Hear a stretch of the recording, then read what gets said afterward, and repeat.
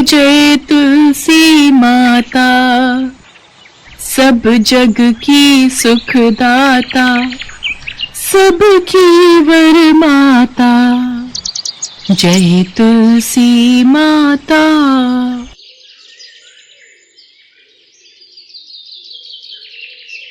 आज की कहानी का शीर्षक है अभागन बेटी।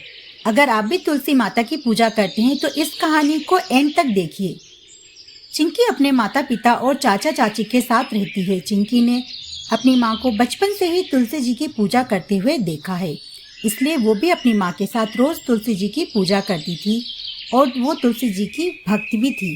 वो उन्हें तुलसी मैया बोलती थी।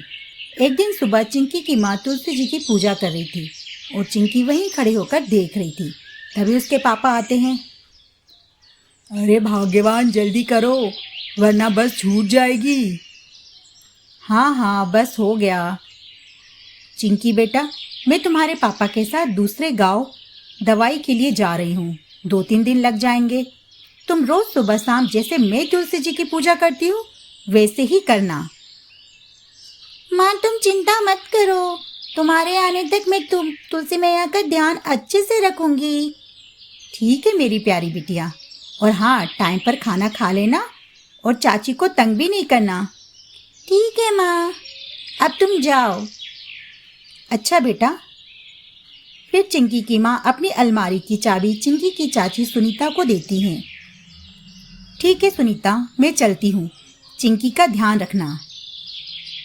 आप जाइए दीदी, मैं ध्यान रखूंगी। वो लोग चले जाते हैं, पर होनी को कुछ और ही मंजूर था। जिस बस में चिंकी के मम्मी पापा बैठे थे उसका एक्सीडेंट हो जाता है और सारे यात्रियों की मृत्यु हो जाती है, जिसमें चिंकी के मम्मी पापा भी थे। बेचारी चिंकी का रो रो कर बुरा हाल था। उसने सपने में भी नहीं सोचा था कि उसकी माँ उसको छोड़कर चली जाएगी। माँ के मरने के बाद सुनीता का तो व्यवहार ही बदल गया था।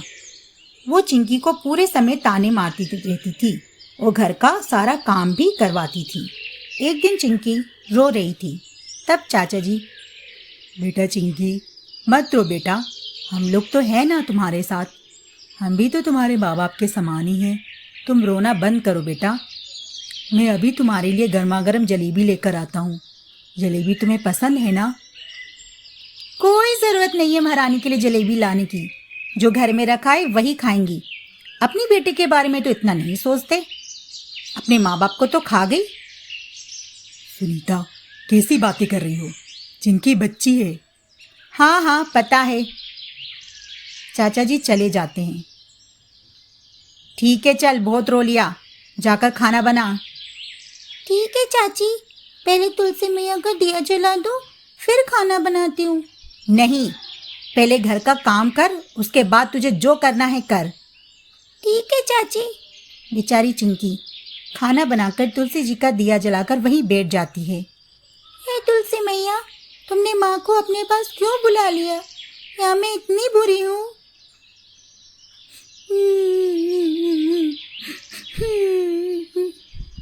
तभी तुलसी जी में से आवाज आती है। चिंकी, चिंकी बेटा तुम क्यों रोती हो?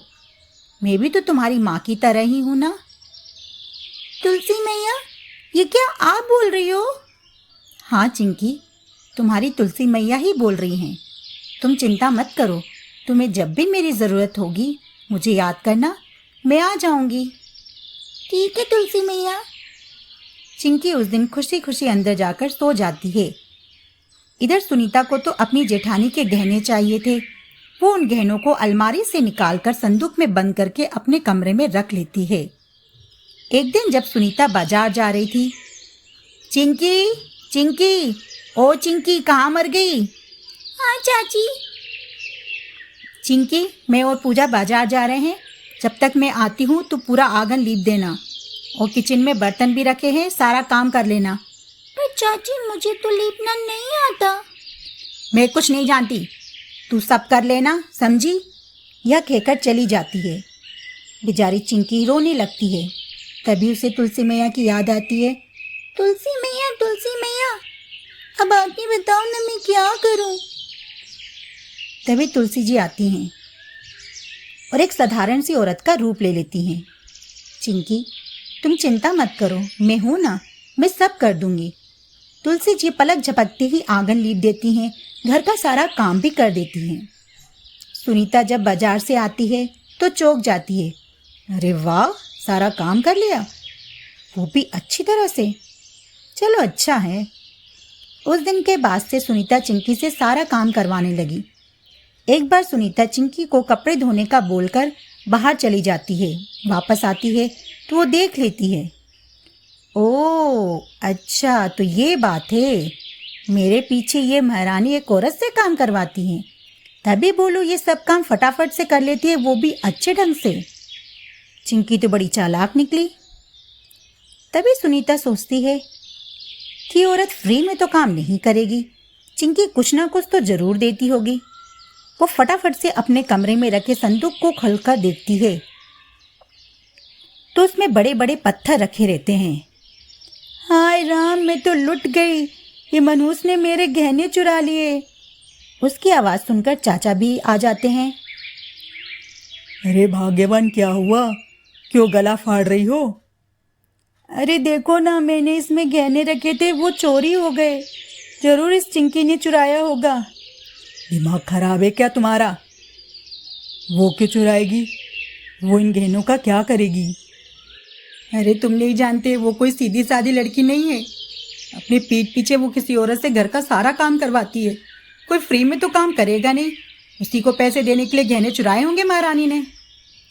तब तक चिंकी भी आ जाती है। नहीं चाची नहीं, मैंने गहने नहीं चुराए, और आप जिस औरत की बात कर रही हो वो तुलसी मैया है। आप जो भी काम बोलती थी मुझसे, मुझे नहीं आता था, वो मेरी मदद करने आती थी। अच्छा, तब तुझे बहाना सूझ रहा है, तू झूठ बोल रही है।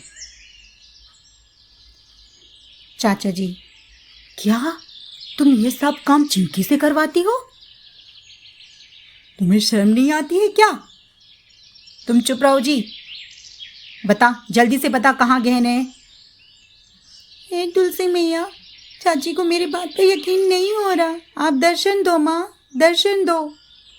तभी तुलसी जी सभी के सामने प्रकट होती हैं। सुनीता की आंखें फटी की फटी रह जाती हैं। तुलसी जी सुनीता से बोलती हैं, सुनीता, तुमने जितना इस मासूम बच्ची पर अत्याचार किया है, इसकी सजा मैं तुम्हें अभी दे सकती हूँ। चिंकी, नहीं तुलसी मैया, मेरी चाची को माफ कर दो। फिर सुनीता, नहीं माँ नहीं, मैं अपने किए पर शर्मिंदा हूँ, मुझे माफ कर दो माँ, मैं अब ऐसा कुछ भी नहीं करूँगी, बल्कि चिंकी को भी अपनी बेटी पूजा की तरह ही प्यार करूँगी। चिंकी भी प्रार्थना करने लगती है। फिर तुलसी मैया, ठीक है, मैं चिंकी की वजह से तुम्हें छोड़ रही हूँ, लेकिन अब कभी भी तुमने चिंकी को कोई दुख दिया तो मैं तुम्हें सजा अवश्य दूंगी। और चिंकी बेटा, तुम याद रखना, मैं हमेशा तुम्हारे साथ हूँ। फिर तुलसी जी गायब हुए गहनों को वापस ला देती हैं और फिर चली जाती हैं। उस दिन से सुनीता ने कभी भी चिंकी को परेशान नहीं किया और खुद भी तुलसी जी की रोज पूजा करने लगी। बोलो तुलसी मैया की जय।